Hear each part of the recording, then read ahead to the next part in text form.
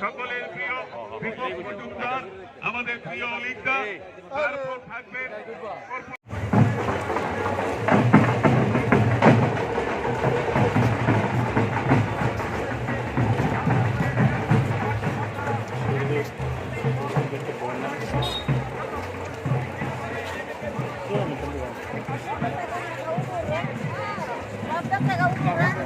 আরো হাত শক্তিশালী হবে বলে আমাদের পরিবারকে চেয়েছিল, আমাকে চেয়েছিল, কিন্তু আমি খুব অসুস্থ।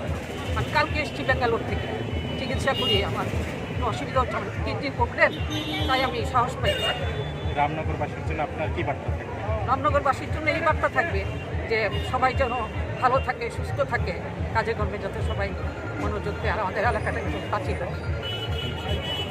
বিরোধীদের জামানত জব্দ করে দিয়ে এক ত্রিপুরা শ্রেষ্ঠ ত্রিপুরা গঠন করার লক্ষ্যে, নরেন্দ্র মোদীজির হাতকে শক্তিশালী করার লক্ষ্যে পশ্চিম ত্রিপুরা লোকসভা আসনে রাজ্যের প্রাক্তন মুখ্যমন্ত্রী, বর্তমান রাজ্যসভার সাংসদ এবং পশ্চিম ত্রিপুরা আসনের মনোনীত প্রার্থী বিপ্লব কুমার দেব মহোদয়কে এবং রামনগর বিধানসভা কেন্দ্রের উপনির্বাচনে ভারতীয় জনতা পার্টির মনোনীত প্রার্থী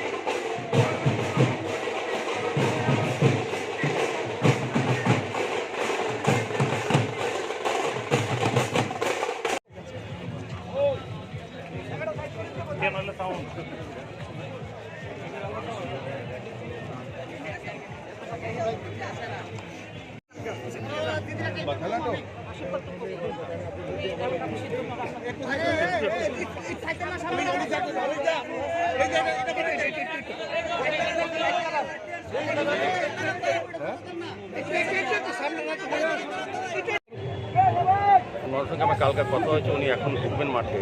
ওনার শারীরিক অবস্থা এত ভালো না, তবু উনি আশীর্বাদ করার জন্য এই সবার সঙ্গে সবাইকে শুভেচ্ছা জানানোর জন্য উনি কিছুক্ষণের মধ্যে আমাদের সঙ্গে থাকবেন। তো আমার খুব ভালো লাগছে যে সুবিধা তো নেই, ওনার অকাল করেন, আমরা অত্যন্ত ওনাকে আমরা মিস করছি। রামনগরবাসী, রামনগর উনি অনেক কাজ করেছেন, ওনার সহধর্মী নিয়ে আমাদেরকে আশীর্বাদ করে দিচ্ছেন, মানে ওনার পরিবার থেকেও আমাদের প্রতি সমর্থন হচ্ছে, প্রার্থীর প্রতি। রামনগরবাসীর জন্য কি বার্তা থাকবে? বার্তা থাকবে আমাকে কাজ করার সুযোগ জন্য, আমাকে আশীর্বাদ করার জন্য। আমি রামনগরবাসীর জন্য আপনার উন্নয়নের সার্বিক উন্নয়নে আমি চেষ্টা করব। সমস্ত কার্যকর্তারা ছিলেন যারা বিক্ষিপ্ত ভাবে এদিক ওদিক ছড়িয়ে ছিটিয়ে রয়েছে, তাই সকল কার্যকর্তাদের নিকট বিনম্র চিত্তে আবেদন।